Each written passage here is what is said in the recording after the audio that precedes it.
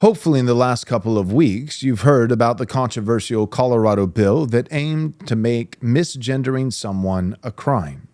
The bill met fierce resistance from local pastors and Christian leaders, but ultimately was signed into law by the governor about a week ago, even though it was stripped of its most controversial portion, a clause that would have categorized parents as abusive for misgendering their own children. The law is still one of the most aggressive in the land. The woke is not going away. Progressives have bet the house on radical gender ideology and are committed to making the lives of ordinary Christian families hell for as long as they can. Other Colorado bills, such as House Bill 1309, mandates that health care providers cover every possible necessity for gender-affirming care, a set of surgeries and treatments that cost hundreds of thousands of dollars per person. One way or another, they will try to take your kids, close your business, and bankrupt your state, even if they lose in the end. So today, we're going to discuss who is pushing these draconian laws, what their real purpose is, and the clever ways that Christians are fighting back. This episode is brought to you by our premier sponsors, Armored Republic and Reese Fund, as well as our Patreon members and our generous donors. You can join our Patreon by going to patreon.com/Right Response Ministries, or you can make a tax-free donation by going to rightresponseministries.com/donate. And donations, I might add, are the primary way that this ministry is continued to be funded. So let's go ahead and dive into the topic and see what the elites in Colorado are up to. Tune in now. Louder, Nate. You got under me. Yeah. Welcome back. It's Wednesday. It's White Boy Summer. It's white pills. We're way up. Exciting things are happening. 3 W's. 3 W's in the chat. White Boy Summer, Wednesday, white pills. This one, it's not a white pill though. Unfortunately, it is a white pill. Here's the advantage of it, and here's why we're doing the episode. So why do you guys talk about politics so much? Why do you go into legislation? What's kind of the point of all of this?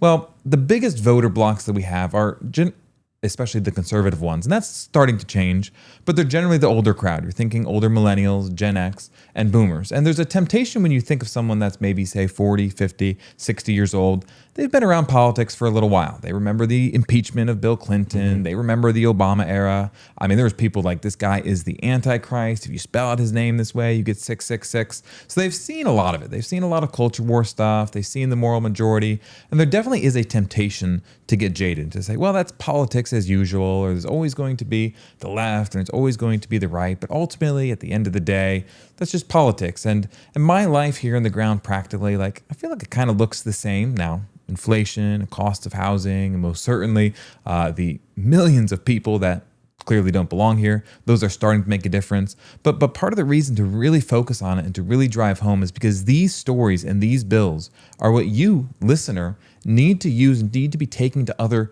Christians. There are so many Christians on the sidelines, and they're on the sidelines because they just don't see the battle for what it is. There's kind of a saying, a lot of conservatives, it's always first, it's too early to fight. Well, we don't want to get involved. It's too early. We don't know what's going on. Then it's okay. Yeah, it's time to fight, but not in that manner, not in that way. And then stage 3 is, well, it was definitely time to fight about 5 years ago, but now we're in the gulag. There's always some reason, always something going on. Well, we don't want to get involved. We don't want to bring the church in it. Things aren't so bad. Save your cultural capital. Save your cultural capital. Until it's worthless. Yep, right. And stories like these, bills like these, not just one person out there somewhere in the ether putting out a terrible bill. Lord knows there are people, there was a bill to imprison Americans just a couple weeks ago for boycotting Israel. Now, to be fair, that was a couple of people sponsored it. After pushback, it was pulled immediately. It was not like hundreds of representatives and dozens of senators voted that into law. That didn't happen. But we're talking about something that's actually now a law on the books in Colorado. And we're talking about a state with millions of people, millions of Christians that now live under this, and they're going to have to navigate an entirely new world. Maybe you built a business for 30 years in Colorado. That's your homeland. It's where your grandparents lived and your great-grandparents. You've built something great there. Now, all of a sudden, you're under risk, and we'll get into how it would practically work on the ground. All of a sudden, you're at risk of possibly losing all of that. This stuff matters, and you need to be telling people, guys, this is not business as usual. Whatever's going on here and now has changed the landscape. There is things going on. It is a war against Christ. It is a war against Christianity. It's a war against heritage Americans. It's a war against those who are native to America by those from overseas and other countries and immigrants who want to displace us. There's a war going on. And if there's a war going on, far be it from anyone who has the resources, who has the capacity to not be involved in some way. I mean, come on, World War II, like moms were growing gardens. Right. Like they couldn't do much, right? They're not on the front lines today. In 2025, they maybe would be. They weren't on the front lines, but they were growing gardens. They were helping out in some way, in some measure. They were getting involved in what's going on. Colorado, I'm not the biggest fan of Focus on the Family, but they were a huge force for Christianity for a long time. They're based in Colorado Springs, Colorado. And in the 90s, I believe the stat, I've read this, I think it was the 90s that this was the case. Their influence in the state of Colorado was so great that not a single child entered the foster care system. They were all adopted by Christian families across the board. Yeah. Now, Colorado, where Focus on the Family and Ministries is headquartered, again, like, I'm not saying that it's they who dropped the ball. That's my point. Not my point here. My point is, this is going to be interesting for a Christian ministry, which is also a business, to see what, like, is this going to destroy them? Are they going to capitulate? Are they going to have to move? And to your point, Wes, this is not just the big industries. They will go after the mom and pops like they did with the cake bakers, because they're the ones that don't have the resources to defend themselves. Exactly. Like Daily Wire did a lawsuit against the Biden administration with the vaccine mandate. Because they could. They had the legal resources, they had the money to do so, but laws like these disproportionately affect good Christians, good churches, etc. on the ground.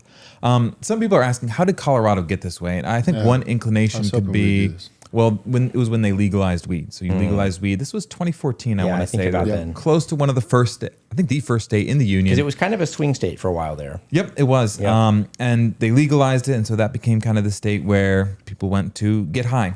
I looked at the voting track records and everything like that. They have just been majority Democrat for a long time. And I really, it's kind of a silly reason, but it's a lot of beautiful states that have been that way. So up and down the West Coast is certainly one of them. I would attribute it to kind of a northern Yankee elitism on the East Coast, but a lot of beautiful states like Colorado. There's most certainly, Utah's kind of saved by the Mormons, but I mean, we were in Salt Lake City and we were in Ogden last year. I've seen so many pride flags in my life. Like it was, and this was 2024. So this was not like 2022 where Ogden is super practically duper down gay. the street. But not New Christendom, but the city of Ogden. The city of Ogden. Shots fired. No, but the city of Ogden, seriously, like as we've gone, because they hold their conference in June. Right. Like I don't know if that's intentional, but when we go, it's super duper gay. Not New Christendom, but Ogden. So yeah, Colorado's been like that for a long time. And gentlemen, I regret to inform you, women. There's a couple, groups of suspects where we try to be equal offenders. But the Colorado legislator, let me pull up the statistics here. You don't have them, Nate, but I'll just read them off. So their House of Representatives, so we talked about this a couple weeks ago. Different states will have different sizes of the Senate and the House and everything like that. So in Colorado, there are 65 representatives, 38 women, 27 men. It's one of the highest ratios in the country. So you're at close to, I think, 72% or about probably close to 65, 70% of their House of Representatives being women. Of those groups of the two sides, so Democrats have a supermajority in the Texas House, 72% of the Democrats are women. So carrying it out, well, who are these women? They're your conservatives, right? They're Republicans. Nope, 72% of the Democrats are women. 28% of the Republicans that are in the House are women. So the Republican Party in Colorado, majority men. It's a lot of kind of like the, you got your F-150, your Toyota Tacoma, you got your hiking gear. It's kind of like those guys representing the rural areas. They're kind of the Republican representatives. And then it's the big cities. It's the Denver. It's the Boulder. Disproportionately putting women up as representatives. In Colorado, the Speaker of the House, the Majority Leader, the Assistant Majority Leader, the Majority Caucus Co-Chair, both of them, the Majority Co-Whip, and the Minority Leader are all women. And so this bills can originate either in a House or a Senate. So this is where you'll see like House Bill so-and-so number, Senate Bill so-and-so number. This is a bill that originated in a woman-dominated House of Representatives. Nate, let's go ahead and show image number 1. So two sponsors for each bill, 2 in the House, 2 in the Senate. Here's your picture of the people that put this bill forward. That'll do. This is kind of the aura of like you go into the principal's office and you got some superintendents there and like, all right, champ, why don't you go ahead and have a seat? And they're smiling, but it's not a good smile. Guys, women are destroying this country. Yes. Women in leadership all over. And I see it here in Texas when I pay attention to Texas politics. I mean, Nancy Mace yesterday at the House of Representatives, that's at the federal level. We have got to quickly become very comfortable with saying she has no place here.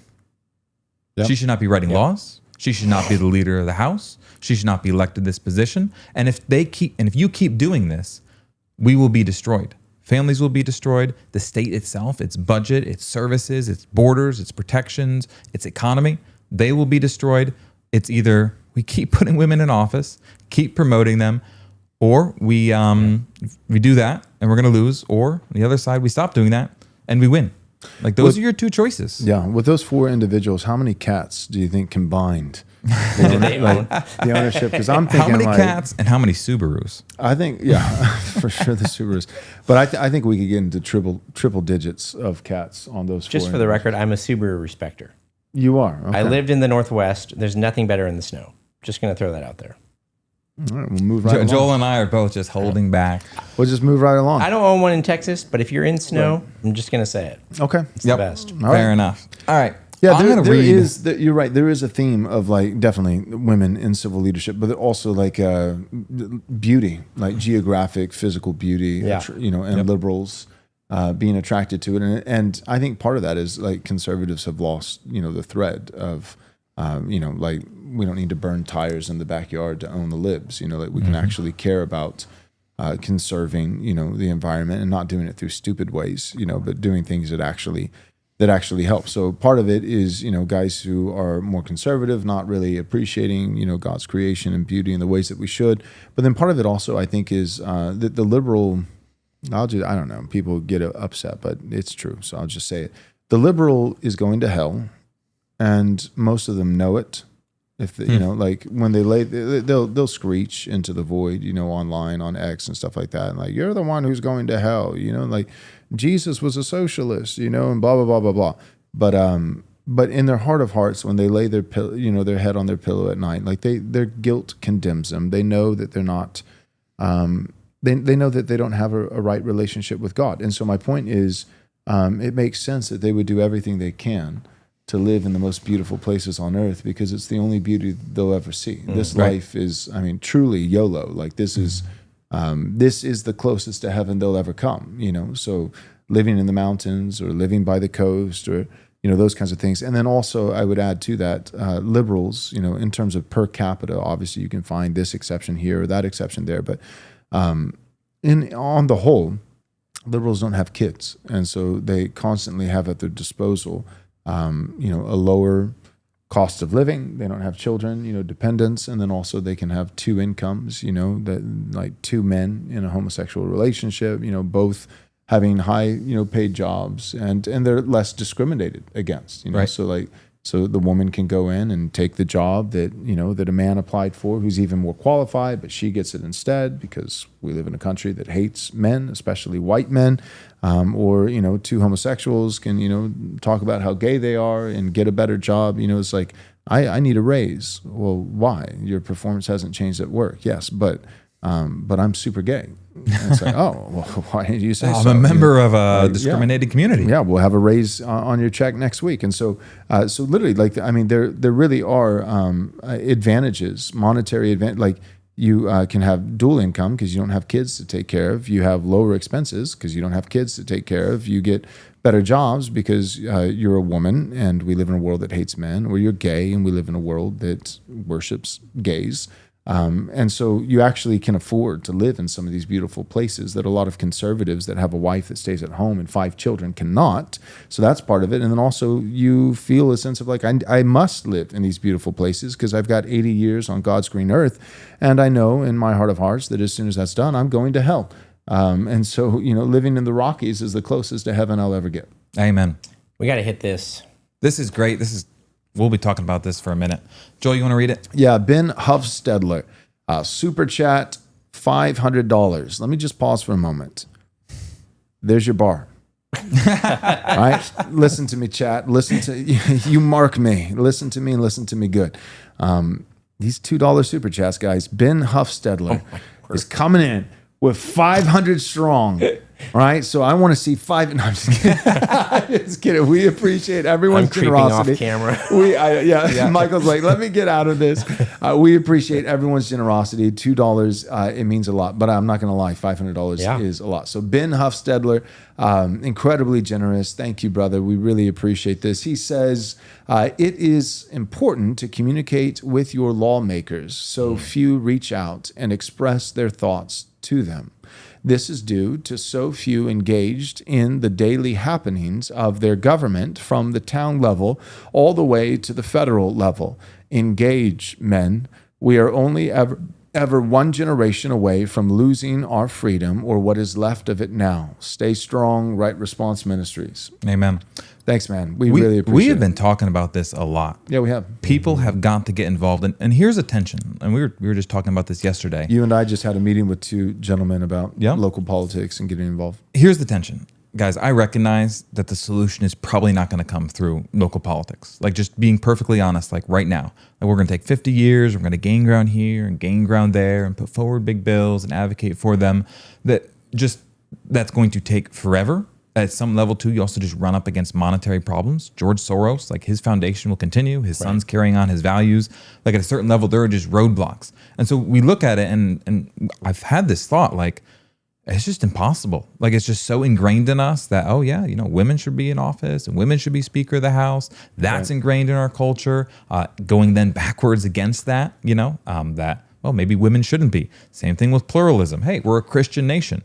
And I mean, there's Muslims in the Texas House of Representatives right now. Like, I don't know, Texas, it's a great place for Islam. We want to be a part of it.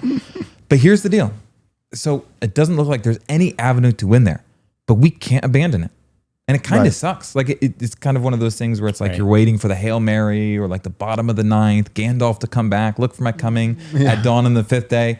But Aragorn literally has to put up a stand for as long as he can. And it's actually by making that stand for long enough that he paves the way for the Christian prince, whoever it's going to be. Our help comes from the Lord. And I think in God's grace, he has a plan for the West. Yeah. But here's the deal. Local politics are the means that we actually survive that long. Blue states are getting bluer. Red states are getting redder. Well, red states they're not getting purple. They're getting purple. It's going slower than the blue states as far as the progression goes. So, which matters, just for the record. Like, think about this. All right, so you're on the Titanic, and you've got 5 little children, and you're putting them to bed, and the ship's going down. Like, you've caught word the kids are clueless; they don't know anything. You're reading the bedtime story, but the ship's going down, and there's no way to save it, and they're all out of lifeboats.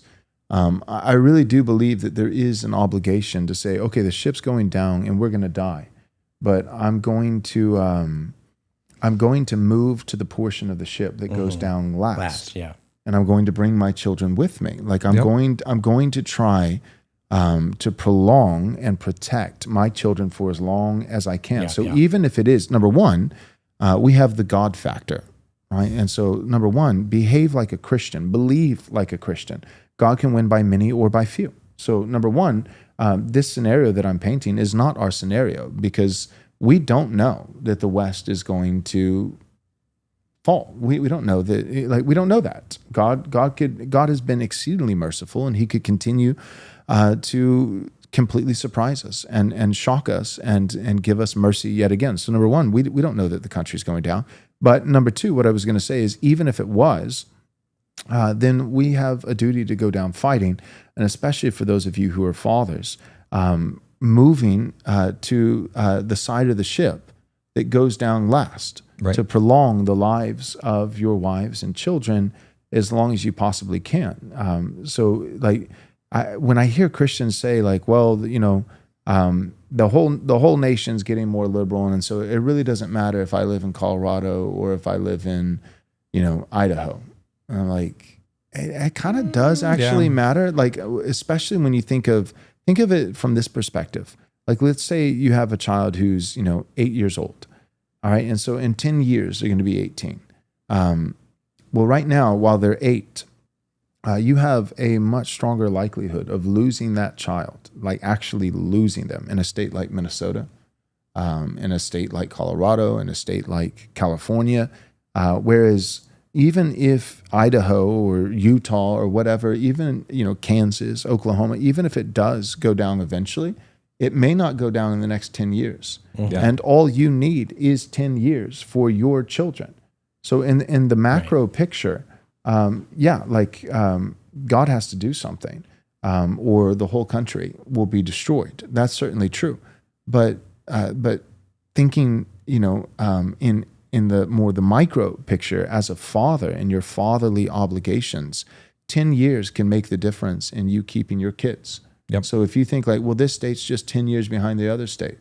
Yeah, that's huge. Yeah. That's huge. That literally could be the difference in your child being taken or not. Right. Or building a business. You unable to successfully build something in California due to taxes and legislation and regulation, or you're able to successfully build something and then actually fund local candidates to give yourself more of a chance. Just to illustrate Ben's point, Nate, can you scroll up? We had 2 comments, one from Leah, I think.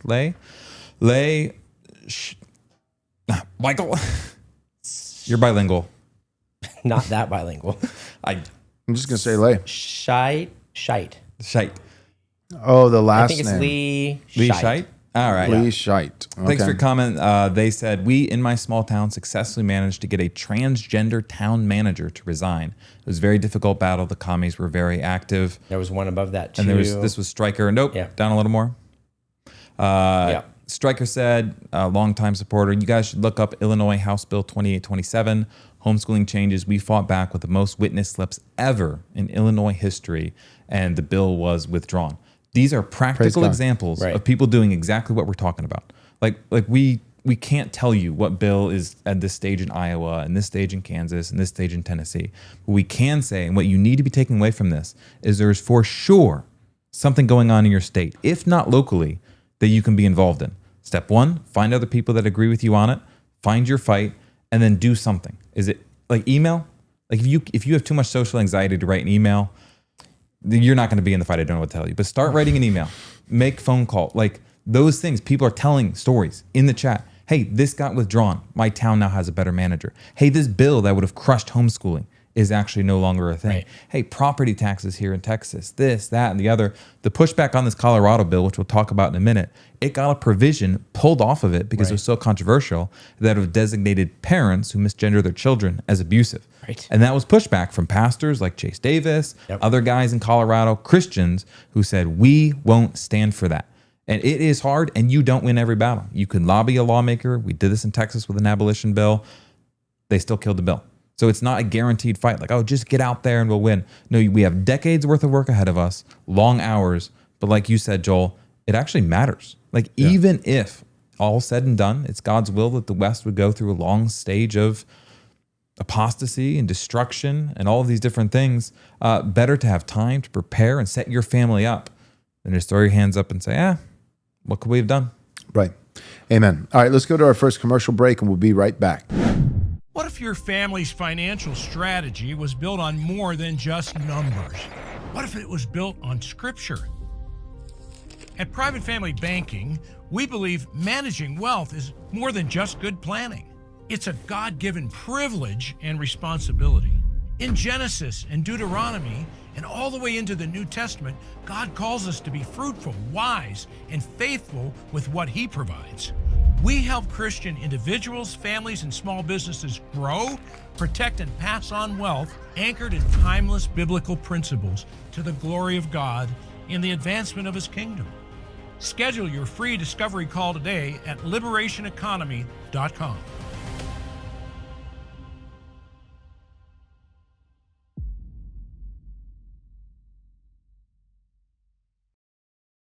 America is a country that was founded for the purpose of allowing Christians to do their duty before God and not to have their consciences ruled by the doctrines and commandments of men.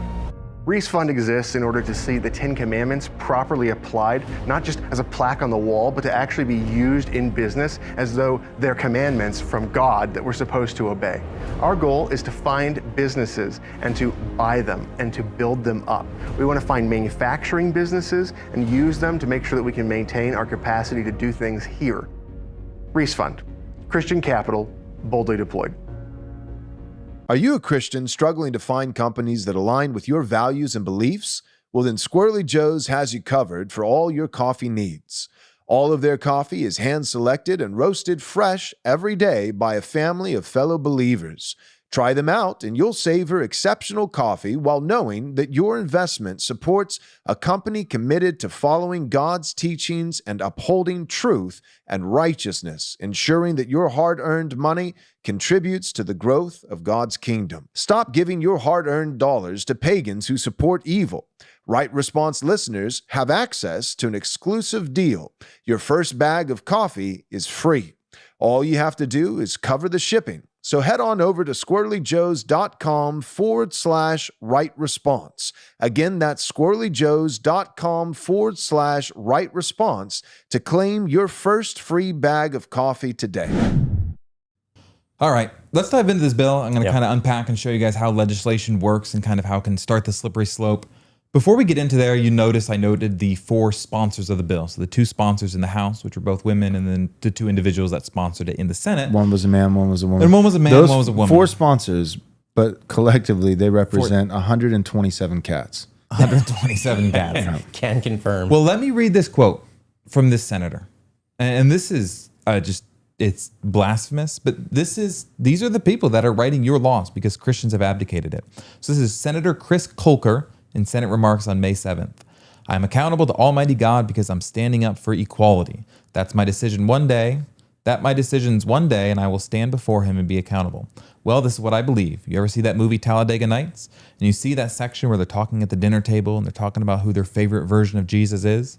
I love baby Jesus. And the guy goes, well, I love Leonard Skinner and Jesus when the angels are behind him and the choir is singing and he's playing Freebird. And so he comes back. Well, on my day of judgment, I will be standing in front of I'm not even going to finish it. I don't know. It's what I believe. Jesus. That is blasphemous. It's what I believe, and I believe that Jesus, God, will look at me and say, you stood up for people, you stood up for those who are less fortunate, who struggled. You may pass, you may enter. I encourage and I vote. And so this is one of the other senators, the one man at least. And guys, I did early life checks. I couldn't find anything. Believe it or not. All right. I tried. I looked, but... Can I add something in there, Wes? This is just anecdotal, but about 4 years ago when we moved down from Washington to Texas, my father-in-law had been in the Air Force Academy, which was also in Colorado Springs, before he had my wife. And so on our way driving down from Washington to Texas, we stopped in Colorado Springs and we did a tour of the Air Force Academy. Thought that would be super fun. Grandkids get to see it. It was really neat. But we were there over a weekend, and so my wife's mom, my mother-in-law, said, oh, you guys should go to the church that we used to go to when we lived in Colorado Springs. Oh, that's a great idea. So that Sunday, when we were driving down, we went to that church. And I've seen worse sermons like online, but as far as personally, I've never been in a woker Christian environment in my life. And so that representative that you just quoted, Wes, he's getting his Christian lingo from somewhere, right? Where is he getting it from? Yeah. Right. And that religion of equality. Talladega Nights. Yeah, well. He told you, Michael. Will Ferrell. From Will Ferrell. Gosh. That equality, like we'll have to do an episode on it. Yeah. That is just religious in its commitment to it. Like, guys, I have a commitment, and it's not biblical Christianity, whether they're claiming to be a Christian or like this guy who's just kind of like using the religious language. I mean, they're literally like their sacrament, their works of righteousness. What are they? It's equality. This man is using religious liberty language. and equality. Yeah. Absolutely. Anytime somebody said like, these are my highest ideals, liberty and equality. Right. You can just go ahead and take it to the bank that dude wants to chop off the genitals of little boys. That I'm tired of sugarcoating it. Like, we just have to come to the point where we realize, like, Yeah, I believe that every human being is equal in the sight of God with innate dignity and value in the eternal sense, in the ultimate spiritual sense. And I believe that in one nation under God, that when it comes to legislation, when it comes to law, the judicial system, that there shouldn't be a certain class of citizens, that can get away with crimes, and another class it's, penalized, beyond what the punishment should be. So equality in the sight of God, equality under the law. Other than that, equality is a myth. It's a myth. They're not just equal outcomes, right? So we understand equity, equal outcomes. We understand the injustice in that, right? The idea that, well, everybody has to end in the same position. So if somebody, doesn't work very hard, or they started, 20 years later and somebody else, they all have to end in the same place. And so that means we have to supplement. We have to do, distribution. We have to take from somebody who worked really hard and give it to somebody else so that at the end of the day, everybody gets the same prize. Everybody, ends at the same position. So that's equity, equality of outcome. But here's the reality: in the world that God actually made, not your fantasy rainbow unicorn world, but the world that God actually made, equality of opportunity is just as much of a myth as equality of outcome. We do not have equal opportunity from birth, from the starting point, with everybody else on the planet. I've never had equal opportunity to play in the NBA as other individuals have. By virtue of the fact that for whatever reason, God didn't make me, 6'7". He saw fit according to his good pleasure and his sovereign will to make me like this instead of. But you are 6'1", to be fair. I'm 6'1", yeah. So it's not. It could be still worse, won right? It the could be lottery. worse. But it's not NBA status, and so we don't have equal opportunity. No, we don't have the people across the planet don't have equal intelligence. They don't have equal physical speed, agility, height. We don't have equal health. I mean, some people are born with, sadly, with like lifelong life conditions that they're going to be at a disadvantage over the course of their entire life. So equality of outcome, equity is certainly not only a myth, but unjust, but then also equality of opportunity is a myth. It doesn't exist. God made a world that includes hierarchy. It includes hierarchy. And every time we hear that word, we think, we just immediately associate it with injustice.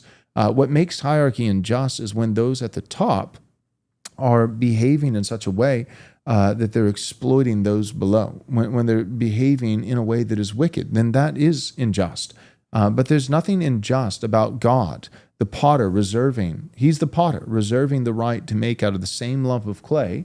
Some people, obviously Romans 9 is speaking about those who are salvation, the redeemed versus the reprobate. He makes some for noble purposes and some for common use. But that same potter also, in a temporal sense, it is also his prerogative. It's his right to make some people with 150 IQ and some people with 120 and then some people with 80 and then some people, sadly, the worst is with 100. The quintessential midwit, who's honestly, if you have 80 IQ, you are probably far less of a detriment to society than the person with the 100. I mean, with a master's degree, 100 IQ, 100 IQ. That and guy, Subaru. and a Subaru. Sorry, Michael, but that guy is a terror on the world. That is the quintessential midwit who makes everything terrible, right? But my point is, we're not equal. Because he thinks he knows more. This has been studied. It's called the Dunning-Kruger effect. There's a lot of people, the distribution of IQ, most people are in the middle, and it's a big temptation to think you know more, to be proud, to be arrogant, I know what we should do. And a lot of progressives, that's generally the area they fall. They are relatively educated, they're relatively intelligent, but they think themselves wiser than they are, and they do stupid things. And on the equality piece, to connect it to what I said about the women in the legislature, women have a stronger bent towards equality, but that's part of their nature when it relates to children. My wife's very equal with our children, right? Berries, she's given one berries and the other, she's fair and she shares with them. Now, but take that inclination, which is good, and our kids love it about her and she does it well. Take that inclination to legislation, and what you have to do is you can see them trying to legislate, and I'm going to read some sections from this bill in a minute here. Well, everyone in Colorado is not equal. Not everyone has all that opportunity, all of that final outcomes. So we're going to use the weight of the law to try to impress upon them. And the only way to do that, you have a kind of flat, bare level of society that people are rising above, well, you got to push down. You say, no, you have to hire these people. You have to rent to them. You have to give them X. You have to give them Y. That is a feminine instinct that destroys society at scale. Here's another great point in the chat. John Dupree, Hey, John. who's a friend of ours, and we appreciate very much. He said, we used to live, his family, we used to live in Colorado from 2005 to 2013. When the state turned blue was when the state went to mail-in only voting. And that is true. And it gets to the point that we were making. And you might think like, well, how do you connect those dots? Well, I'll do my best. It gets to equality. Like the idea of mail-in ballots and mail-in voting is, well, but some people aren't going to take the time, to spend half an hour getting into their car. Or remember all the stuff during, the 2020 election where like, well, it's not fair that you have to show an ID in order to vote because we all know that black people don't know how to get a driver's license. And, and the Republicans, rightfully so, we're having a field day with it, saying like, that's the most racist. If there is such a thing as racism, you nailed it. I'm pretty sure black people can get an ID. They can get a driver's license. But that's the concept for the liberal is, we need to make voting as easy as possible because whether it's people not able to get a driver's license, which I'm not convinced of whatsoever, or just simply the inconvenience. They're not going to take 30 minutes out of their day and take 15 seconds to look up on their phone, where to go to vote, but we need everyone's voice. Here's the deal. This is crazy. You actually don't. In fact, I would go so far to say you actually want to avoid getting everyone's voice. You do not want the peanut gallery dictating the direction of your state. Voting, I for one, I'm like, let's make voting as difficult as possible. That's what Defiant Baptist just said. Let's make harder. Voting is just too inconvenient and it's too complex. It's too complicated. It's too difficult. And so we're going to do mail-in ballots. Okay, then you've just destroyed your state because essentially what you've said is we're going to get the stupidest people in our state and make sure that their voice is heard. And here's the deal: that person who because this is your sacred democracy at work here. Friends, this is your sacred democracy. So you're talking about somebody with 80 IQ, somebody who is on welfare, so they're not paying taxes. They're a drain on the tax system. So they're taking tax money. They're not working. They're not intelligent. They aren't even willing to get in a car and drive for 15 minutes to go to a voting booth. And you're saying, but we have got to hear that person's voice. And that person's voice, this voice that we've just got to hear from, is going to have the same voting power as another man who started his own business, who actually pays for the welfare that this other man takes, is raising 5 children who are all going to work, Lord willing, one day, and actually make sure that that Social Security, is still there, which it probably won't be, but hypothetically still there for that's one of my favorite jokes. Every time I go to a coffee shop, we roll up, my wife and I in our van with our 5 kids, and Lord willing, we might have more, but 5 for now. And, people are like, oh my gosh, you have your hands full. Oh my goodness, 5 children. Are they all yours? All the usual jokes. Are they all yours? Do you know what makes that? Yeah. Do you know how kids are made? And it's like, yeah, and we're pretty good at it. That's why, that's why we have so many. But all the usual jokes. And then I usually make a joke, because they're usually there with their dog, on a leash or something like that. And I'll just respond by saying, well, you're welcome, because my 5 kids will pay for your Social Security and your dog won't pay for mine. And, sometimes they laugh and then sometimes they look offended. And I'm like, yeah, you're a stupid lib. Yeah. Like seriously, it is a tangible benefit. It's not just that it's moral. It's not just that it's right, but somebody who starts a business that employs other people, that pays taxes, that supports that dude on welfare who's going to be mailing in his vote, and who has 5 children who are for the next generation going to be working and paying taxes and supporting, other people who opted out of having children for their own selfish convenience and yet are going to be a drain on the system later in life. And my kids are going to pick up their slack. My voice is more important. Yep. So I'm fine with everybody having a vote, but I should get 20. I should get 20, and then there's other people, and I'm not just talking about myself, there's other people who should get 100 and other people who should get 500 votes. Or what you could do is you could just say, no, we're actually just going to take votes from one sector of the population. And it's going to be heads of household who are married and committed to having children, furthering the next generation, and they're heritage Americans. So not just American citizens, but they've actually been here for generations back. So they have a stake in the past. They have children. They're married with children. So they have a stake in the future. So they stake in the past, stake in the future. They're working. They're land owning. They're head of household. Yes, I'm speaking of men. And those individuals will have a vote. And it doesn't mean that nobody else has a voice, but everybody else will have a voice underneath their federal headship. Right? That man's wife has a voice. She is there whispering in his ear. His heart is inclined towards her. He wants her good. He wants her benefit. If she sees something he doesn't, she's going to voice that to him, and he's going to carry those concerns with him into the voting booth. But this idea of a raw democracy.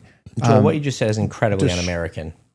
Yeah, you're right. Reese in America. That's how we started. That's exactly how we started. That's literally, it's like, oh, well, that's fascist. No, that's America. That is early America. That's how we started. And so, but what I'm saying is this, John Dupree, I think he nailed it. Like, that's a comment that would have been easy to miss in the chat. Yeah.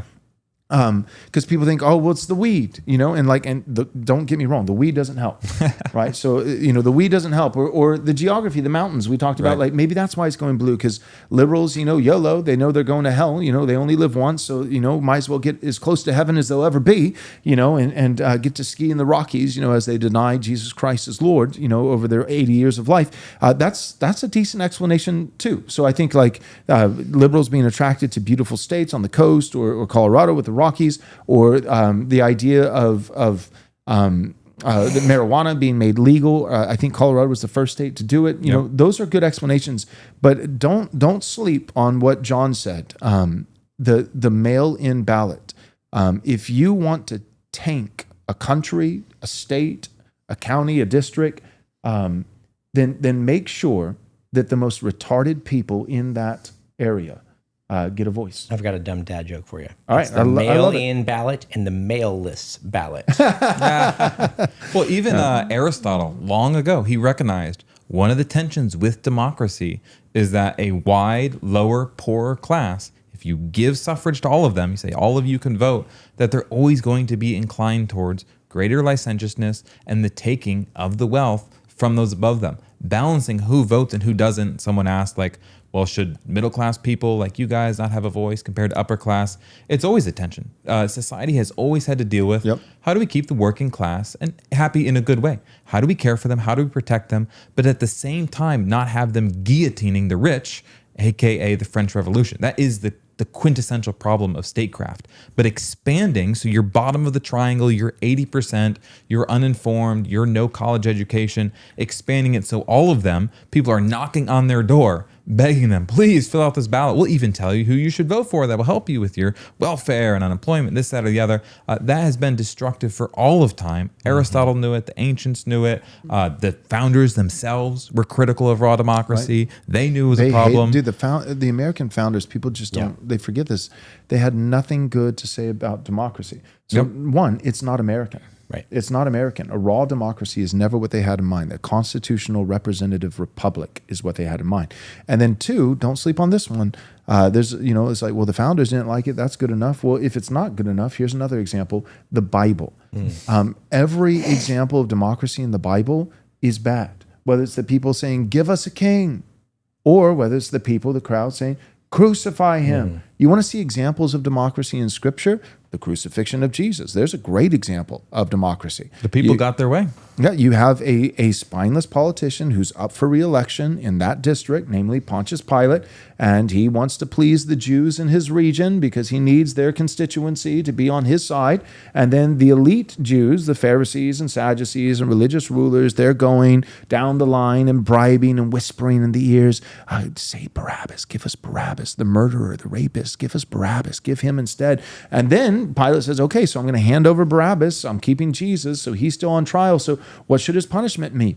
And then, again, they go and stir up the crowd for a democratic or sacred democracy vote. If you need, as a Christian, you need to be thinking, Jesus nailed to a cross, democracy. It's the same picture. Corporate needs to tell you to say, what's the difference between these two pictures? And one is Jesus nailed on a cross, and this is hypothetical. You don't actually need the picture because that would be a second commandment violation. We don't need images of Jesus. But Jesus nailed on a cross and our sacred democracy. And you as a Christian should be able to respond and say, it's the same picture. Democracy, death of Jesus. Democracy, death of Jesus. That's pretty much it. All right. We are not respecters of democracy. Let's get to what our sacred democracy and women in office. Let's get to what they gave the poor people of Colorado. So this is House Bill 1312. It's called the Kelly Loving Act, after a man who believed himself to be a woman and was shot in a nightclub in some type of incident in 2012. So that happened. That's what it's called, the Kelly Loving Act. It originally included a provision that parents that misgendered their children would actually be guilty of coercive abuse, and that could be used as evidence for CPS actually taking the kids away. That's the one I mentioned earlier. A lot of Christians and pastors fought against that provision specifically, and in God's grace, it was taken out. So the final version that was signed into law a week ago doesn't include that. That's the worst part. That was the state will come and take your kids. I mean, what we got is not much better, but at the very least, there's that.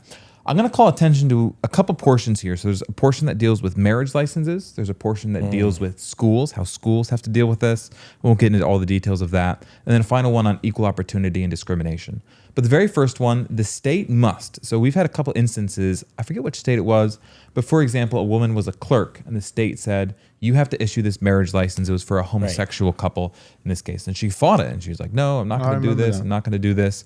Well, you actually see the lines of the previous provision that they struck out where it was softer language. It was like the state may issue a new license. So they went in, they literally struck that, and it's the state must. And they literally specified working hours. Like, you must provide this license. If someone comes in, they say, hey, my name has changed. I want a new marriage license. I want it to reflect this. They have to do it. They have to do it within working hours. So that's the state coming in being like, you will issue that license. So help me, our sacred democracy, the deity in that case. And then get this. Nate, you can pull that second quote up on the screen. This is from the law. Real quick shout out Nick Bonner, $28, $27.99 super chat from Nick Bonner. Thanks man. Thank you. Yes. Okay, here we go. One of my great mutuals. Oh, really? Cool. Yes, on X. So HB 251312, section 14.2.1063B. A new license to marry issued pursuant to the subsection of the section supersedes the original license, so that replaces it, to marry as the official public record and must not be marked as amended or indicate in any manner that the name and the license to marry has been changed. What I think this provision is doing is literally saying in the future, if say this was reversed and the GOP comes into power, you would not be able to go through marriage licenses and even find the people that went to it and changed their name. Kind of reminds me of 1984, the George Orwell book, where there's only the present. There's only the revolution of the moment, and it's intended to never be connected, to never keep a record. There's this moment where they actually change what country they're at war with. They spend all night in the building literally burning all these records and all these newspapers, any evidence that it previously existed as it was. And so the next day they wake up, they're at war with a different country, and they're like, look, this is how it's always been. And in the same kind of way, I think I see in that law, the reason it's written saying you can't indicate anywhere on this license that this is a replacement, you can't indicate that anyone's name has changed, is to even safeguard. So if in the future someone wants to come in and say, well, hang on, we can't issue these licenses, a mistake has been made, there'd be literally no possible way to trace it. Wow. Isn't that crazy?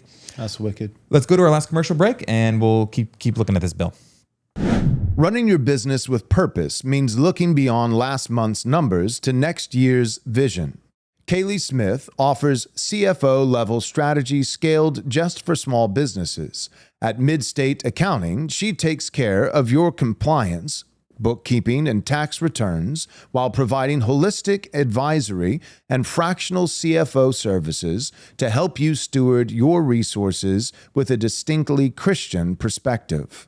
Ready to align your finances with your future? Then call Kaylee Smith at 573-889-7278 for a free, no-obligation consultation. Mention the Right Response podcast to get 10% off your first 3 months.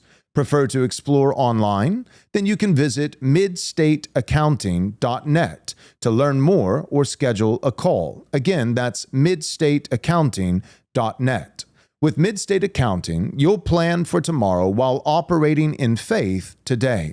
So call Kaylee Smith at 573-889-7278. Again, that's 573-889-7278. The British statesman Edmund Burke once noted, and I quote, "When ancient opinions and rules of life are taken away, the loss cannot possibly be estimated." Close quote. It seems that we live in such times where ancient opinions and rules of life have indeed been taken away. We are not estimating the loss, but experiencing this loss in real time. Speaking of such times as ours, the reactionary thinker Nicolas Gomez de Villa said that modern man is scandalized by what was commonplace in traditional society. The most radical book of our time, he said, would be a compendium of old proverbs. A compendium of old proverbs, truths, and wisdom that were once commonplace in traditional society is just what is needed right now. Who is My Neighbor is precisely this book, an encyclopedia of ancient opinions, rules of life, truths, all once forgotten, but now recovered. So go and get Who is My Neighbor from Western Front Books by going to westernfrontbooks.com. Again, that's westernfrontbooks.com. At Kingsman Caps, we believe that every man is called to carry the crown. That is, to seek out and gain glory, and ultimately to give that glory to Christ. Our hats aren't just apparel, they're a symbol of sacred duty. We're forming a coalition of men who walk with conviction, courage, and humility, knowing the honor we bear is not ours to claim, but ours to carry. Through Kingsman Caps, we are starting a brotherhood of men who live to honor Christ as King, and who will one day lay their crowns at his feet. Every Kingsman Cap is crafted with premium materials, rugged construction, and timeless designs made to endure the burdens and battles of life. We've just released our newest colorway, the Illumination, an all-white country fit featuring a bold 5-panel design and a clean white-on-white logo. It's built for those who walk in the light. Join the brotherhood and carry the crown. And if you're building God's kingdom through your own business, brand, or venture, we now offer custom hat orders with an easy process and a 100 hat minimum per style and color. Step 1. Go to kingsmancaps.com to contact us with your custom hat inquiry. Step 2. Send us your logo and brand colors. Step 3. Choose your hat style and details. Step 4. We'll take care of the rest. Carry the crown because Christ is King. Go to kingsmancaps.com to get yours today and join the brotherhood. I'll say this, that white hat, you put that on and immediately you take 5 to 10 strokes off of your golf game. Immediately. Like that, You're that going hat from 90 that hat to 80. was preordained by God to be worn on a golf course. Especially during white boy summer. I mean, that is a white hat for a white boy summer on the golf course. You go to the gas station and the white monster's free. Yeah, You're like, white hang on, monster. sir. No, this one's on the house. All right, real quick, we're gonna hop into the some more with the bill, but Nathan, scroll up real quick. I appreciate a good dad joke. Michael had a good one, but here's another. So John Lovell in the chat, he says, "What do you guys know about Noah's Ark?" And then Deacon St. John, God bless you. Off the top rope. Off the top rope, he responds by saying, "A boatload."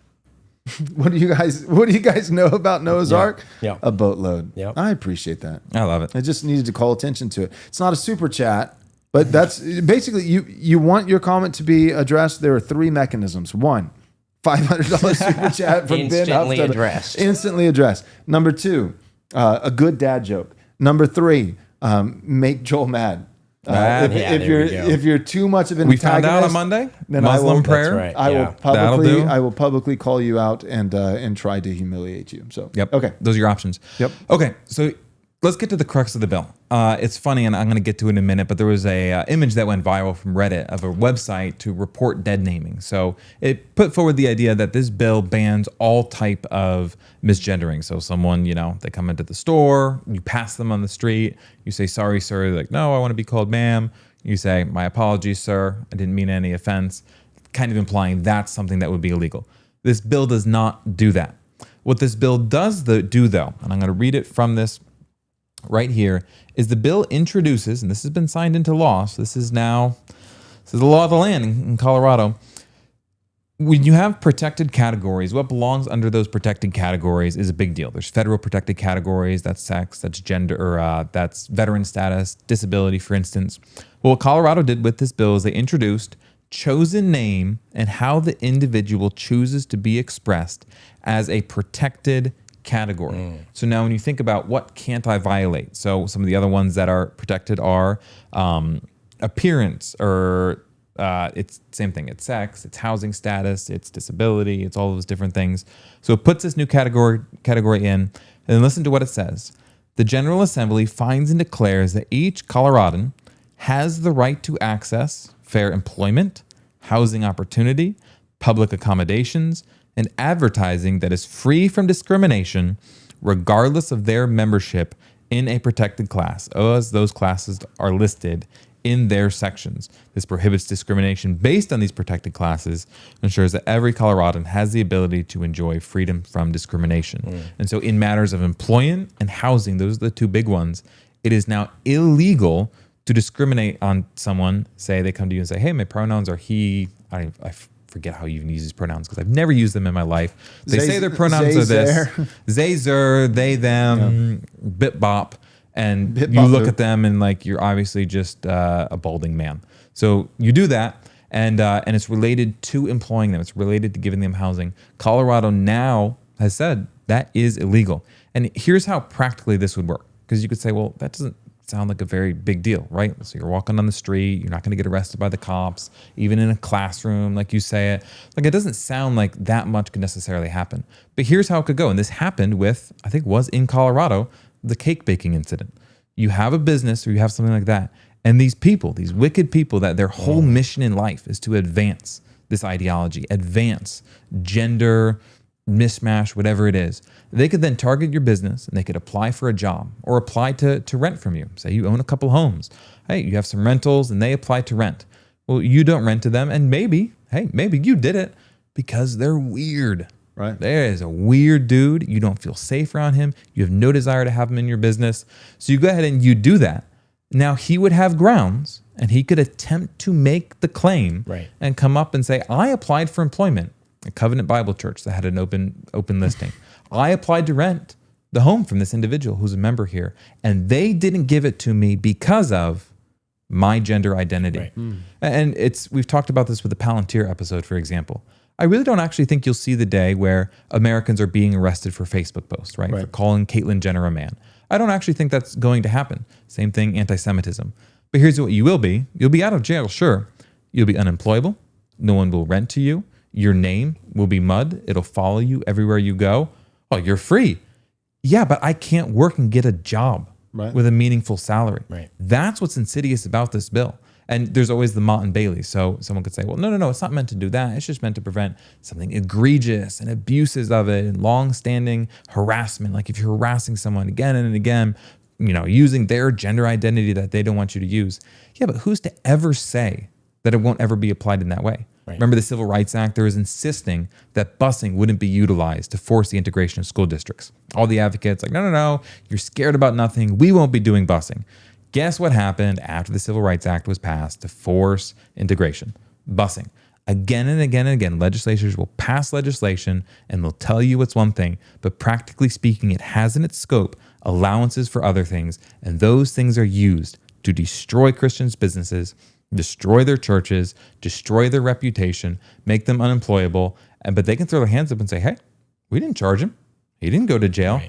Yeah, but the dude has had to move out of the state to even find a job, to uproot his life, uproot his family, uproot his home, and all of that. That's well said. A couple important comments. Defiant Baptist, he said, hit the like button or your pronouns will become boomer/con forever. We don't make the rules, but he's right. That's true. And so unless you want your pronouns forever to be boomer/con, then please hit the like button. And then go up real quick, Foxhound 21B. There's another one. If you go up a little bit more, you're so close. There it is. Foxhound 21B said, in Queensland, Australia. I started reading this comment and I was like, let me stop you there. Yeah. You tell me there's a place called Queensland?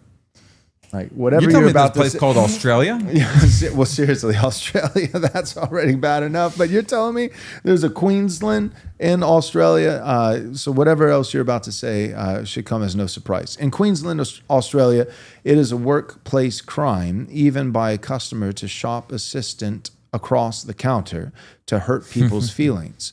And maybe even by misgendering. However, it's not yet tested in court. So just, it's like the Trump meme, really? You're telling me this for the first time. You're telling me that there's a place called Queensland and it's a crime to hurt people's feelings in Queensland. That checks out. All of these things are that just makes a lot of sense to me. for the course. That makes a lot of sense, yeah. Yep. Deacon St. John, if someone doesn't identify as the person on their driver's license or their passport, so say they have a passport, it's prior to them pretending there's somebody different, what is preventing them from not identifying as a person on your lease in your rental property? Exactly. Like there's forms where you have to put any aliases that you've used in your life. Right. Hey, just to be clear, I've sometimes been called this nickname or that, so they can do background checks. That guy spent 5 years in a federal penitentiary. Like, now I'm going by this guy, but I have to tell you that guy was me too.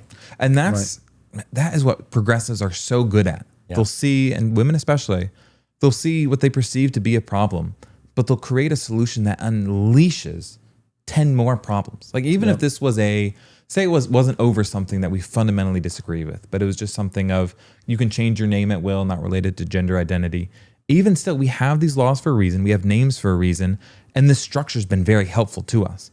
But progressives, they will do this. They will go in and they'll say, but this disadvantages, what about this young man who has his dad's last name and he's called, Junior, but he hated his dad and his dad was in prison. And we just want him to be able to just go buy something new and not have to change it. And I can understand that argument of a young man, but you have to understand those are the minority, and you don't alter your long-standing laws for exceptions. And it's a hard thing to do, to not make the exception, but you have to, in that role, civil magistrate, the state, keeping order, you cannot make the exception the rule. So even if this law had nothing to do with misgendering and transgenderism and any of that, if it had nothing to do with any of that, it still would introduce, from the paperwork perspective, from what Deacon St. John is talking about, from a lease perspective, from a discrimination perspective, it's wholly unworkable, wholly destructive. And I feel for people in Colorado, people that have their roots there, have businesses there that are not Wes, facing what do you think this. will be like? It doesn't go into effect until October, right? Is that right? What will be, immediate effects or fallouts, or what are people? I don't know if you've seen anything that Chase Davis has said about it since the bill passed, but practically, what does this mean for Coloradans? Remains to be seen. Okay, because it's political will. Will the state have the political will to prosecute someone? Maybe they won't. To be honest, they got a lot of pushback from this, so maybe there's never any attempt. But even still, being on the books, right, and being on the books, it has an impact of reinforcing. Nope, you've got to do this. This is the law. I want to highlight one clever piece of resistance. And for those of you that are thinking politically and you want to get involved, have stuff like this in your wheelhouse. So I mentioned it earlier. An image went viral from the Denver subreddit, which, Reddit, it's like Obi-Wan, never you've seen such a hive of, villainy and wretchedness. So Reddit. And there was a link to it was just an image, and it said, hey, if you've observed, it says something to the effect of, it's illegal now to not use people's correct pronouns. And if you've observed any of this, go to this website to submit a report. Yep. Now, the law doesn't set any of that up, so there's no task force funded or anything like that. So it's clearly not legal. This is not the state setting this up whatsoever. But you go to the site, and I didn't include an image of it because it has just a gross image of a drag queen wearing a beard. And it's so on the nose that's a little too on the nose. You go to the bottom of it, and there's nothing about who set it up, who it's funded by, where they have an office. All that's there is just a phone number and just a very simple boilerplate report form. I think it's deadnaming.com, and you can go there, and I don't want to blow the lid, and I don't know anyone who's truly behind this, so I have no intel that, this is secretly our thing. But I think this was set up to make it look bad, to advance the image that Colorado was banning any pronoun misusage and had set up a website where you're reporting it. Most certainly the state has not done that, and I don't even think any independent individual group has done that. But think of all the negative press that has happened, because all over the United States, people go, what the hell is happening in California? And there's a website set up where people are reporting pronoun misusage. I'll go on record and say, I think it's a great tactic. I don't know who set it up. I don't know what their intentions are. Maybe it is legitimate and there's someone behind the line and they're going to try to badger the state. But I think it's a very clever, I mean, the picture on the front, if you go to the website, it's really in your face and it really highlights the ugliest parts of it. And it insists on the violations that are such an antithesis to the American. You would even misuse this. I think it's a great piece of guerrilla warfare. This is politics, and politics is war. In the same way that if you're in war, you wear camouflage. You know, like in war, it's not like, well, I'm a beautiful loser, and I'm going to be virtuous, and so I don't want to do anything that might be deceptive. And so as I march onto the battlefield, I'm going to blow a trumpet and sound an alarm, saying, my location is here, and here are my coordinates. And let's fight fair. We're wearing hunter orange. Right? Yeah. Right. Then you're dead. No, you have to understand politics is war.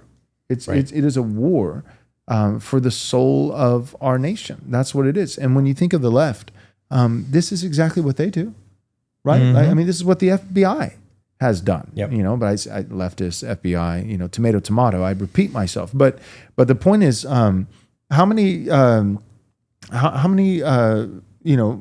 feds were involved with January 6th, for instance? Certainly some. Or like Nazis rallies, when it's like, it turns out it's just Antifa. Well, there was entrapment in a plot to assassinate the governor of Michigan, Gretchen Whitmer. Yeah, they for sure confirmed, the FBI was kind of prodding them on, like, go do it. They were fine with those tactics to make it look like there's guys out there, they're planning to assassinate their own governor. Right. They're so radical. Right. So the left always does that. The left will always try to make the right seem more extreme than it is. And in this particular case, I don't even think there's any foul play. I don't even think it's deceptive because whoever did this, let's say it is somebody on the right, who set up this website, with this picture, in that case, they're actually not being deceitful. Yeah, they're not actually saying this is sponsored by the state of Colorado or this is official. I would say on the front page it says like it's illegal in Colorado now to do this. Yeah, like it's carefully worded. Yeah. It's at face value, certainly someone gets a different impression than what's truly there, but that's what it can lend to. It eventually can absolutely lead there. And so, helping people connect the dots to the logical end and seeing like this is where the ideology leads. This is that's we don't expose evil just for the sake of exposing it. The goal ultimately is to destroy it, but the way that you destroy evil is by exposing it. A lot of people, the reason they don't fight back against evil is because they don't see how truly sinister it actually is. And so that's a lot of our tactics when it comes to politics and when it comes to culture and these kinds of things needs to be exposing like this is how wicked. This is what we're actually talking about. That's why things like the Epstein list, need to be released. And I'll be honest, like it's a little bit off-putting. It's almost scary listening to, for instance, Dan Bongino, just like 2 months ago, talking about the Epstein list and talking about Jeffrey Epstein in particular, and saying there's no way that he killed himself, and Americans need to know because it ties to this and that, and possibly Israeli intelligence, and then like elites, within our own American government, and Americans absolutely need to know because this affects elections and it affects this, and he made like this really great argument, and then he came into political office, and just came out and said, "No, guys, no, he killed himself." And it's just funny, like playing those two clips, just a couple months apart, back to back. Kash Patel, you look at the rhetoric of some of these guys before they go into office. You know what I mean? It's like, oh, Kash is gonna, he's gonna burn it to the ground, and he said he was gonna make it into a museum of the deep state day one. Or day 125. Yeah. So you're telling me the guy who put his hand and swore in on the what's the Bhagavad Gita? Bhagavad Gita. The sand demon text. That guy didn't keep his word. Shocking. But my point is that Yeah, like, so go with, previous Dan Bongino and not, present day one. He's right. He was right. He used to be right. These things do need to be exposed because people need to know what they're actually dealing with. So like any way that you can shine light on this bill or this politician or whatever, and show like how sinister it actually is so that people wake up out of their slumber and realize what's at stake, that's how you do politics.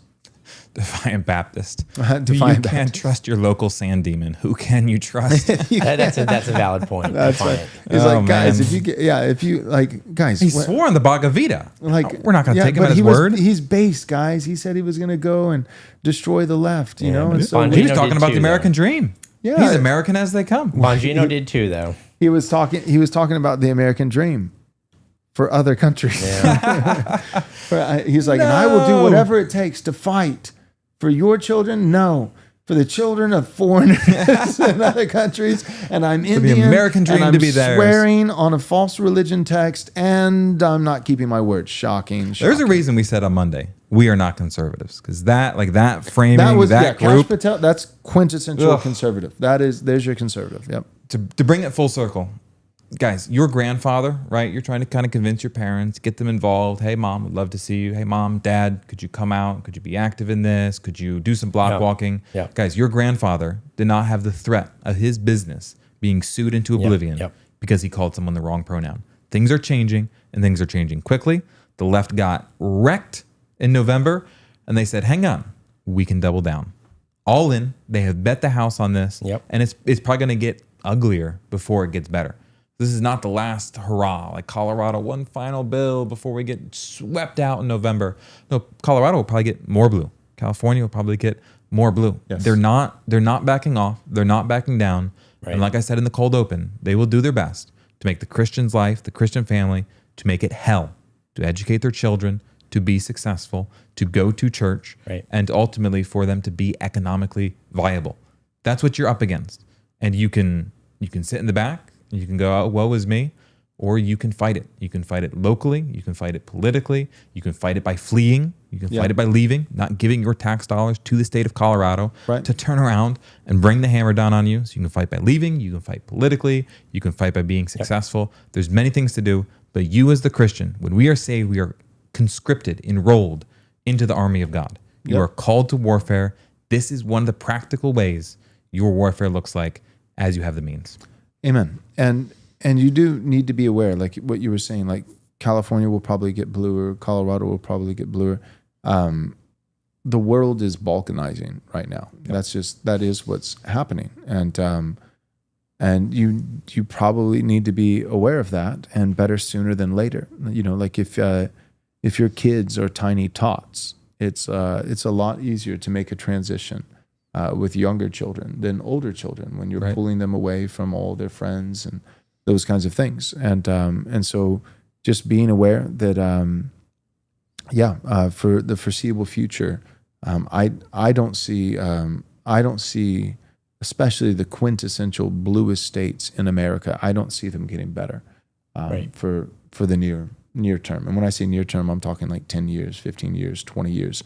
I see America basically coming to terms with realizing that we have like two different countries, and that we can't that we actually can't get along. Like these are not just petty differences. Right. It's like, well, there's always been two parties, and they would argue over 11% tax or 10% tax. It's a little different now. Yep. Mm-hmm. Like the arguments now are over slaughtering babies, taking people's children, flooding the nation with 40 million immigrants. Like these are different conversations. Suing someone's business into oblivion over using the wrong pronouns. That's not the type of person that you want to be your neighbor. No. You don't want that person to be your neighbor. And I get it. I don't want to be insensitive because I also understand the importance of heritage, and not just nationally speaking, but in terms of location and state. I understand it's a big deal for someone to say, but like I live, a mile away from where my grandfather's buried. Yeah. And that's why I appreciated Andrew Isker, because Andrew Isker, like when I left California, I was coming back home. I was born and raised in Texas, but Andrew Isker was leaving, I think, like 6 generations. from his state and his hometown. But he's saying, like it hurts and it's sad and it's no small thing. And I don't think he minimized it, or downplayed it. But he said, and yet it's still necessary. It's still necessary because as a father, I'm responsible for my children and the kinds of policies that are underway. I could have my children taken from me. And so, that's granddad matters, but my kids actually, in terms of the order of mores and your responsibility, like you have a greater responsibility to your children than you do to your great grandfather. And that's not to say that your great grandfather doesn't matter, because it does. I remember you saying when you preached through Hebrews that it's by faith that Joseph requests his bones to be taken. That there's a real category of people who never come back, but there's a real sense where they say, when you do go back, bury me up there. That is actually my homeland. Like I am a Yankee at the end of the day. That is where my family has been for generations. And maybe my grandkids do go back up to New York. And maybe I tell them, take me back up there. We're here in Texas for a little while. You are from here, but I'm not. But for right now, like my family's actually coming to move down here. For the moment, this is where we're going to be. And we're going to wait out the storm. And then maybe we'll actually go back there. Right. All right. We got some great super chats. Let's hit them. All right, let's do it. We hit some of them, but we have not hit all of them. Rubicon, super chat, $5. Old Glory Club, North Carolina has members that have taken over some local GOP and outed leadership county. The county leadership. The county leadership. One county at a time. Keep fighting, men. Yep. Old Glory Club is great. Like there's going to be organizations that are private, that are just, they work in the shadows, they're informal. Old Glory Club, I think Isker was speaking, Aaron McIntyre. They're a very public-facing group that's going to have actually like chapters and everything like that. Cool. You might not necessarily have one in your area, but they are cropping up everywhere, and that is a great place to meet like-minded men. They're not all going to be perfectly on board. If you're on board with us, they maybe won't agree with everything you said, but go to Old Glory Club, see if you have a local chapter. If you do, go to a meeting, connect, network with those guys. They're doing great things. Covenanter gave us $2. Thank you, Covenanter. He said, happy to be out of Colorado and in the Republic of Texas. I met him on Sunday. He came by. Him and his wife visited up from Waco. Cool. Yeah, so it was great to meet him. Yeah, I met him too. Yeah. Yeah, they were a great family. Well, we'll see if we can keep Texas. Yeah. I was about to say, like, of your states to move to, like Florida, you're going to prison for anti-Semitism. But to be fair, you're doing the same here. Like Ron DeSantis, there's some pretty strong laws down there. Yeah. So Florida's pretty good. It does have that. Texas is also pretty good. There's fighters here in Texas. Like Florida's a great state for Jews. Yeah. The other 49 states are great states for Jews. But the point is worth mentioning. So you will go to jail for suggesting that maybe we shouldn't, view Israel as our greatest ally. But other than that, Florida's. But I mean, legitimately, the governor of Texas, Governor Abbott, you're conservative, based, whatever, is trying to strip $4 million from the city of San Marcos because they're divesting it from investment in Israel. Right. Like, I'm not even kidding. That's what's happening in our state. Which is when Abbott finds out about this podcast, by the way, we are done. Texas Department of Public Safety, Homeland Security, National Guard, surround the building, take them away. But for now, we're all right. It's frustrating because that's the tactic that the woke used on universities that wanted to divest themselves of Israel investments because of the Hamas thing, the Palestine thing. But like we're using the exact same tactics that the liberals and leftists and woke people were using to put pressure on their universities. You're telling me Governor Abbott is a leftist? You mean to imply to me? Always has been. Always has been. We had a couple questions. But we are glad that you're here. Yes. We're glad that you're here in Texas. And in terms of where you move, there's different strategies with this. There's an argument to be made for moving to, the deepest red place, going to the portion of the ship that's going to go down under the water last. But there's also an argument to be made for, getting recruits, people tip who the are scale in conservative. Wisconsin or something like that. To places that are teetering. There's actually, I think, an argument for, so we're going to deplete blue states of the tax revenue that comes from the salt of the earth, working conservatives who are actually propping the state up. And we're going to bring those guys, instead of just, from the deepest blue state to the brightest red, we're going to bring them to a place that's currently contested. So I think if you're thinking in that vein, and I'm not going to sit here and be dogmatic and say that's the only strategy that's permissible, But if you are thinking in that vein of, because some guys are like, well, I want to fight, like, and I appreciate that. I want to fight too. And so my only suggestion is, so then go to a fight. And say, well, I'm in the heat of battle right here in California. It's like, my brother in Christ, that's not a fight. That's not a battlefield. That's a graveyard. Everyone has already been slaughtered. They've won the war like 20 years ago. It's the Japanese guy, 20 years after World War II. He's holed up the in the guy bunker. fighting in California is like the guys who dress up once a year to go and act out the Civil War. Right. Like my dear friend, it's like, but we had 6 million votes for Trump in 2020. Yeah, and there were 12 million for Biden. And think about that. Like, that's part of what I covered in the book. But if you took those 6 million votes in California and respectively, spread them out between just 4 of the 7 contested swing states, I believe it was Arizona and Nevada and 2 others. Georgia would have been one of them. Georgia would have been one of them. And then I think not Pennsylvania because that was a bigger margin. Michigan. Yeah, I think it was Michigan, or it might have been Wisconsin. But in just 4 of the 7 swing states that went, flipped blue for Biden, collectively, the margins were so thin that I think collectively it was like 50,000 votes combined between 4 states. And those 4 would have given, the electoral advantage.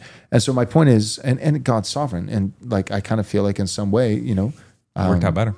It worked out better, yeah, because the left got to overplay its hand, and now the rubber band is snapping back with force, and nature is healing, and there's lots of good things to be encouraged about. So, common W for God and His sovereignty, So I'm not going to sit here and argue with God, but the principle still stands. The principle that I was saying is, imagine if like there are, because people say, but Joel, there's so many conservatives, and in a place like California, and I'm sure it's somewhat similar in Colorado. It's like, yes, there are.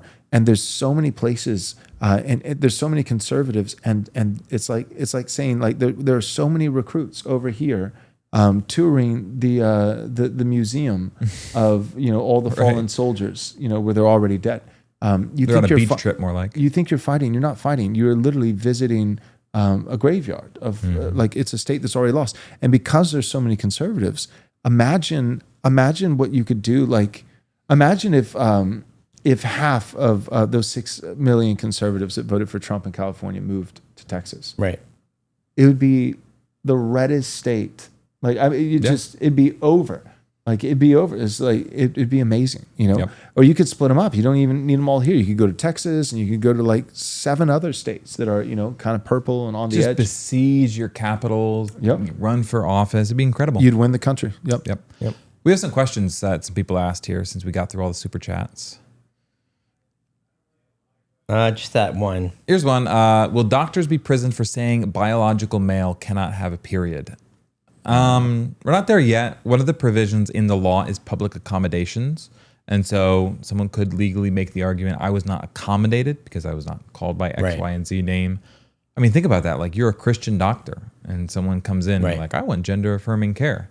Now, obviously, hopefully you're not a gynecologist and you'd be receiving those types of things. But even if you're just family practice, someone comes in and they're like, I want this type of care. And what do you call them? Because they could try to apply the law and do it. So for the HO, it's spelled Hough, the HO 91. I don't think we're there yet. Sometimes you just got to spell it. Don't we have a bill here in Texas, or did it pass? Basically doing the opposite of this, especially in the medical area with transgenderism. Texas has passed some good bills. I'm not aware of any specifically related to that, I think there is one. Like we pick on Texas, but honestly, like I know a lot of like people that are the politicians, and there are a lot of great people here doing great work. Like Texas is stock. Like there's other places where like Tennessee and North Carolina, there's reasons that they're going to be doing better, but also there's some negatives. But Texas does have a lot of people that they're interested in closing the border. They're interested in family values. Yep. Texas has no income tax. Right. Like practically speaking, you're coming from California, no income tax. Don't worry, we do have property tax. But they are working on relieving that too. They are. To be clear, we have property tax. School choice is looking better and better. School choice happened. It's been signed into law. So now go ahead. Homeschoolers and private school, you will get X, Y, and Z thousands of dollars towards helping homeschool and towards helping. When? Sorry, next year? I believe September 1st. Of this year? If I don't I think of this so. year? Yeah. Whoa. They're That'd typically be great. engrossed. I thought they Wow, had to wow, be wow. built into the budget for the following year. Yes, but that passed or is in the process of Okay. passing, and that'll Great. kick in. I think that kicks in September Okay, of this great. year. So And then Texas also has some of the most provisions, best laws for homeschooling. best laws for homeschooling, great the gun whole laws. country. You can just carry a gun here, Open carry. like open carry, You can concealed conceal carry too. Yep. Yeah. Yep. Just Yeah, you can concealed carry in the you Capitol. don't have to have a Yep. You don't need any permit for it whatsoever. It's cheap. Like as far as housing costs, like you can actually afford a home here much better than you Right, can in California, anywhere else. So Colorado. we pick on Texas, but there are a lot of good Yeah, reasons to be there's here. a reason we're here. Yeah. Yep. There's a reason we're here. All right, Foxhound 21B. This is to US. All right. Maybe we get to see a SWAT raid on Right Response live. That's if Abbott found out about our. Will that podcast. increase our ratings? I think it would. I think it absolutely I think we know would. what we have to do. We need to stage it. We need to have someone call it in. Yeah, somebody needs to fulfill a God ordained ministry by calling us in and boosting our ratings. Yeah, Yep. that would help tremendously. All right, Austin says Abbott has different view of Israel than you. What else is he liberal on?